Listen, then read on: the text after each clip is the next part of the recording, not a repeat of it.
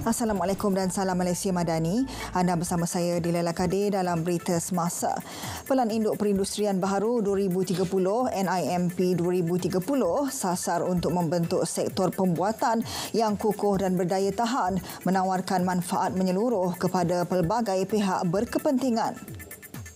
Menteri MITI Tengku Datuk Seri Zafrul Tengku Abdul Aziz berkata, tidak seperti sebelumnya, NIMP 2030 telah melaksanakan pendekatan yang berbeza untuk pembangunan perindustrian. Pelbagai cabaran global dan domestik yang menghalang pertumbuhan termasuk PKS perlu diatasi.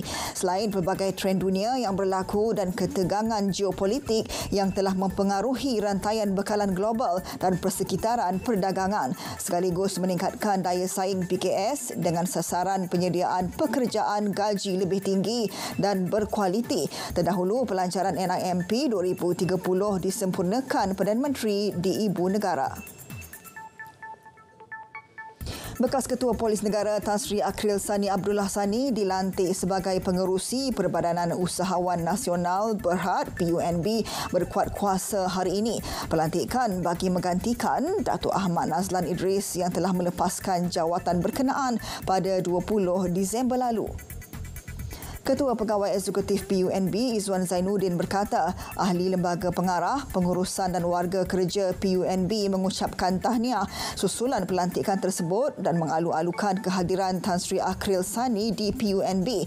Izzuan yakin dapat bekerjasama rapat dengan figura berkenaan dan memanfaatkan pengalaman luas serta pandangan strategik beliau dalam pembangunan usahawan Bumiputera. Ketika ini, Tan Sri Akril Sani juga adalah pengarah bebas bukan eksekutif dan Timbalan Pengerusi Dagang Next Exchange Berhad. Dua remaja yang terlibat kemalangan di Lebuh Raya Langkawi 2 hari lalu meninggal dunia di unit rawatan rapi Hospital Sultanah Maliha Langkawi.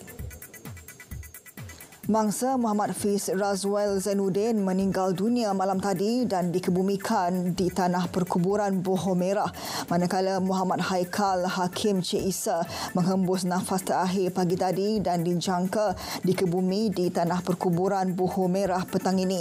Nahas Rabu lalu membabitkan MPV dari Kuah menghala ke Padang Gaung hilang kawalan dan merempuh tiang lampu jalan. 2 penumpang tercampak keluar manakala 2 lagi termasuk pemandu cedera ringan. Kesemua mangsa berumur 18 tahun, pelajar tingkatan 6 dari Sekolah Menengah Kebangsaan Mahsuri. Penetapan tempoh sah laku sijil kursus pra-perkahwinan Islam untuk had 10 tahun masih lagi di peringkat cadangan dan pertimbangan.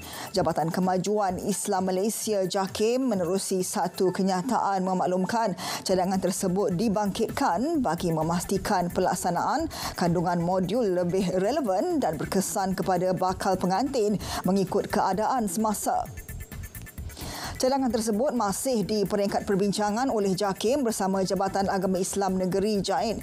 JAKIM akan mengeluarkan kenyataan rasmi berhubung perkara ini apabila ianya dimuktamadkan bersama pihak berkuasa agama negeri kelak. Sijil kursus pra-perkahwinan ketika ini tidak mempunyai tempoh sah laku dan terpakai untuk seumur hidup. Angka kematian akibat kebakaran bangunan di daerah pusat perniagaan Johannesburg, Afrika Selatan meningkat kepada 74 orang menurut pihak berkuasa tempatan yang melibatkan 40 lelaki, 24 wanita, manakala jantina 10 lagi mangsa masih belum dikenal pasti. Pengurus bandar Flight Bling berkata kebakaran di kediaman bertingkat itu menyebabkan lebih 200 keluarga hilang tempat tinggal. Menurut Flight, keluarga yang hilang tempat tinggal akan ditempatkan di beberapa pusat pelindungan di sekitar Johannesburg. Jelasnya kejadian berpunca selepas penghuni bangunan 5 tingkat itu didapati membuat sambungan bekalan air dan elektrik secara haram. Baiklah, sekian berita semasa Malaysia Madani, tekad perpaduan penuhi harapan.